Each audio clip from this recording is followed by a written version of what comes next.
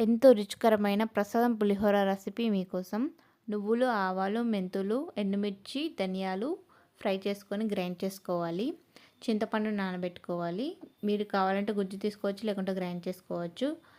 మిర్చి అండ్ కరివేపాకు. అన్నాన్ని ముందుగానే మనం ఉడికించుకొని పక్కన పెట్టుకోవాలి. పల్లీలు, కాజు, ఎండుమిర్చి వాటన్నిటిని ఆయిల్లో ఫ్రై చేసుకోవాలి. అదే ఆయిల్లో కొంచెం యాడ్ చేసి చింతపండు గుజ్జు, మిరపకాయలు, కరివేపాకు వేసి ఉడికించుకోవాలి. కొంచెం ఉడికిన తర్వాత దాంట్లో పసుపు యాడ్ చేసుకొని ఆయిల్ పైకి వచ్చేంత వరకు మనం ఉడికించుకోవాలి. తర్వాత అన్నంలోకి పోపేసుకున్న పల్లీలు, కాజుని ముందుగానే మిక్స్ చేసుకొని తర్వాత ఉడకబెట్టుకున్న గుజ్జు, గ్రైండ్ చేసుకున్న పొడి మొత్తాన్ని వేసుకొని మంచిగా మిక్స్ చేసుకోవాలి. ఫైనల్గా అవుట్పుట్ అనేది ఇలా ఉంటుంది. నేను ఇంగువ అనేది స్కిప్ చేశాను. మీకు కావాలనుకుంటే వేసుకోవచ్చు. ఇంగువ లేకున్నా పర్లేదు, చాలా బాగుంటుంది. టేస్ట్ అయితే సూపర్గా ఉంటుంది.